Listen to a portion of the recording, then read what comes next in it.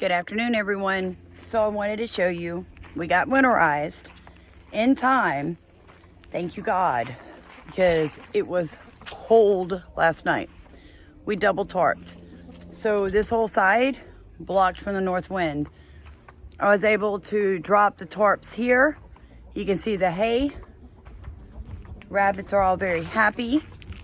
Come back around. We did have 2 chicks born, 1 perished in the cold. It does happen. It must have gotten out from underneath its mom. But I want to show you something cool. She's sitting on the roosting pole. She's above the hot compost I put over there. I told you guys, it puts off an ambient heat. She's warming up.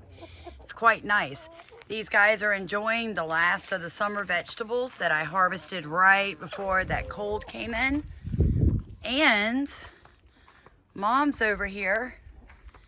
Baby's up underneath her, getting a good warm up. It's all right, Mama. There's Baby, you guys see? Sweetness, right? So yeah, everything on the farm's, going quite nice.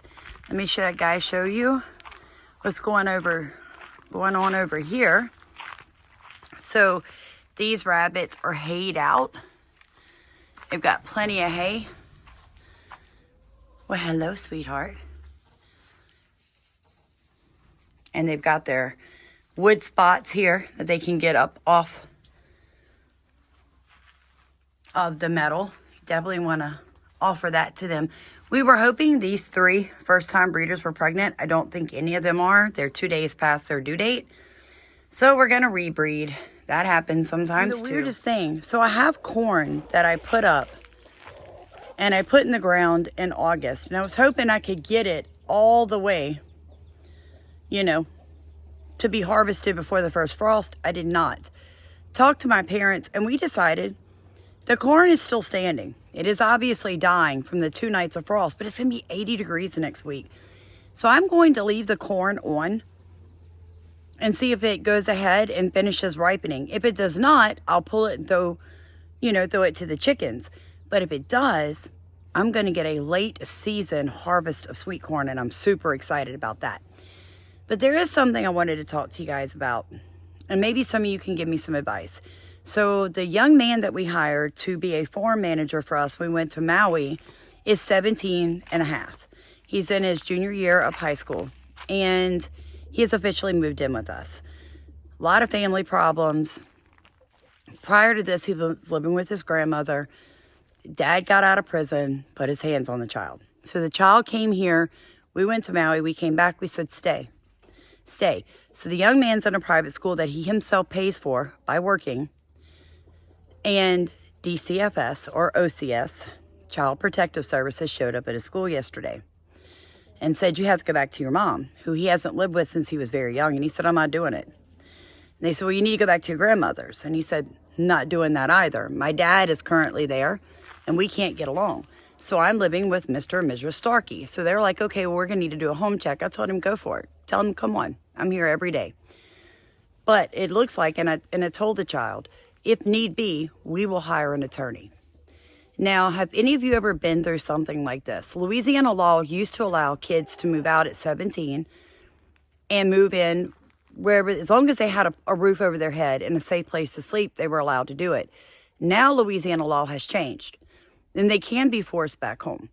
However, it's documented now that the child has no safe place to go with family. And Stephen and I have stepped in and told him, you stay here. You graduate high school. We will help you. So on the other side of the farm where I showed you yesterday where we're redoing the rabbitry, that's for his chickens that he has been raising for 2 years. We're giving him that whole section of the acreage to turn into his own chicken farm because he makes a pretty good bit of money by selling purebred chickens. So we're giving him that space as well as his own bedroom. But I was just curious if any of you had been through anything similar to this in the last couple of years. I know that every state has different laws, but what would you suggest? And also his psychiatrist knows that he lives here and is in favor of it. So I was just curious, ask you guys to pray for us. I'm not worried about it. Not at all. We'll take a drug test if they want. They're welcome to search the house. They're welcome to walk the 2 acres of property. They're welcome to pop in at 2 o'clock in the morning. All they're going to find is a bunch of farmers sleeping because we work hard. We get up early, all 3 of us. You know, we've never really been in this situation with a child that doesn't belong to us, but we love him and he needs a safe place to go. So, you know, it amazes me that OCS would just, you know, I guess it shouldn't amaze me. That's their job. And I'm glad they're doing it. But I do want them to understand that we will fight like the Dickens if they try to remove this child from this house, because he wants to be here. He feels safe here. He feels loved here. And I think that's the most important thing, right? Is that at his age, his wishes be, you know, I'm coming, sweetheart. I'm trying to beat the rabbits while I'm talking to you guys. That his wishes be honored. So if you guys wouldn't mind saying a prayer for him and for us and for DCFS, that they understand only good things are happening here. And that God would protect this child, because we all know what the world's got out there. And if he can't stay with us, where is he going to go? Like, that's what I think bothers me the most. Like, what are they going to do with him? Where are they going to put him? Because there's a lot of crazy people out there. And I was talking to a good friend of mine, and she was like, well, you know, his grandmother probably received something called a kinship check. I was like, I don't even know what that is. She's like, it's where the state helps you take care of kids in your family when the parents obviously aren't in the picture. And I said, okay. And she said, you need to tell DCFS when they show up, you want that kinship check in his name every month in that mailbox for him, to help pay his insurance, to help pay his gas, to help pay his cell phone bill, to help him afford food for his chickens. And so he loves to farm. So he and I are going to be doing cover crops this winter. And he's already bought them. This is what a good kid he is. Because he wants to be more naturally feeding his chickens. I'll never forget this. When I called him from Maui to check on him, I said, how's it going, sweetie? And he said, oh, Miss Sam. Or he calls me Miss Starkey. Oh, Miss Starkey, I don't know what you feed your chickens, but I have never had eggs like that. And I said, it's because they're fed 90% of their food is coming from that garden. So it's a very distinctive type flavor to their eggs. It's not a flavorless egg. I mean, you just need just a tad bit of salt and pepper, and you've got an amazing breakfast. I eat them. Everybody around here doesn't even bother asking to buy my eggs because they already know. I eat eggs for breakfast and I eat eggs for lunch. That's it. That's all I eat every day. And it gives me tremendous energy, and I feel amazing. And it's because my animals are so well fed that when you eat the rabbit meat or you eat the chicken meat or you eat the chicken egg, you feel good because these guys are so cleanly fed and so well cared for, so stress-free, that it shows in their meat. So this is where I have a problem with people who have a problem with me eating rabbit or a problem with me raising rabbits like this. If you eat meat at all and you have a problem with the way that I care for and love all my animals, then you're a hypocrite, because the CAFO system, where you're buying the majority of your meat from a Walmart or something, those animals are under stress their entire life. They are taken from their mothers too early. They are cruelly treated majority of the time. I know that not everywhere does it, but I know how people are. And humans are cruel people on the uptake. And you become callous. See, like when you look at the Old Testament, God even put in place where you couldn't be the one that killed the animals for sacrifices so many times in a row, and you had to take a break. And the reason is because you grow calloused. You lose the sensitivity to that animal's death, and it makes you kill in a cruel way versus a caring way.